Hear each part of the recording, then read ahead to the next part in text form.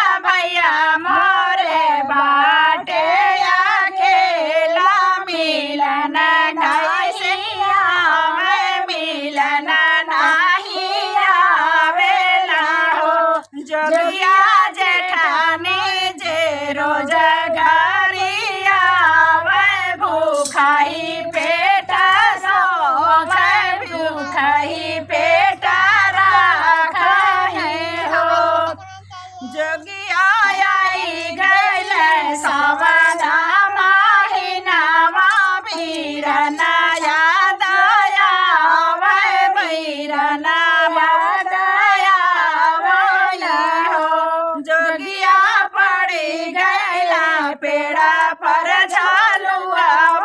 नैहर याद आवे नैहर याद आवे ना हो जोगिया पड़ी गैला पेड़ पर झालुआ नैहर याद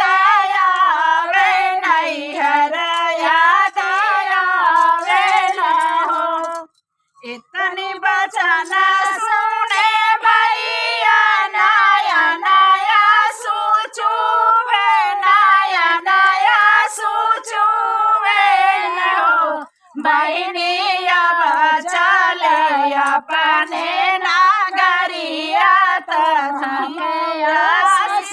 दे बात तके आशीष दे बाना हो वीरन तुहरा आगे मिलन से आए आनंद तुहके आए आनंद तुहके आए ना हो बहिनी वीरन तुहरा मिले आई है आनंद तुहके आई है आनंद तुहके आई है ना हो लवटी भैया अपने महली गई लवटी भैया अपने महलिया पकड़ी माई रोवे पकड़ी माया रोवे हो मैया बहिनी बहुत दुख पावे बहिनी आवे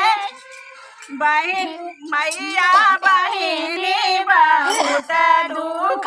पावे बहिना आने जइबा बहिना आने जइबा हो भैया लगे लगे हैं डोलिया का बहिनी आने चले वीरन बहिनी आने चले भैया लाए हैं डोलिया का हारा बहिनी आने चले बहिनी आने चले हो सखिया पहुँचे हैं बहिनी दुआरा बात भई बहिनी बहिन करे हो सखिया पहुँचे हैं बहिनी दुआरा बात बहिनी बहिन करे हो तुम्हें मोरी बहिनी से बहिनी तहिल दुलरई नहीं हो बहिनी चला चली हमारी नागरिया आनंद तुहके आवे आनंद तुहके आवे ना हो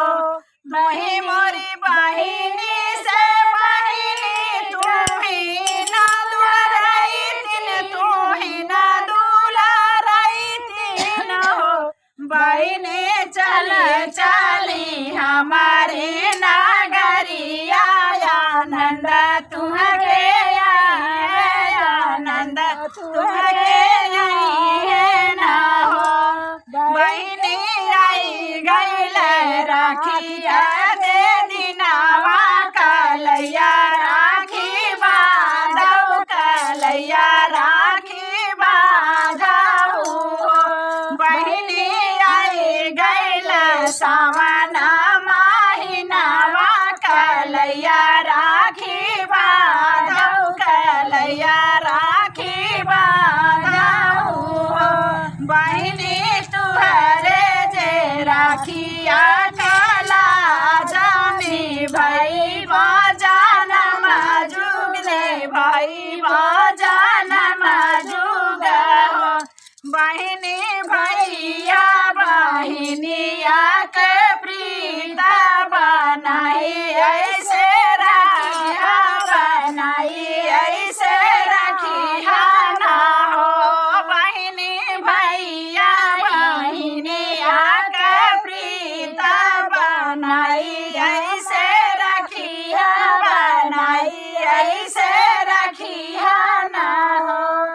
बहुत दर्द भरा स्वर गीत है। हेलो भैया बहनी, ये बहुत ही दर्दनाक गीत थी।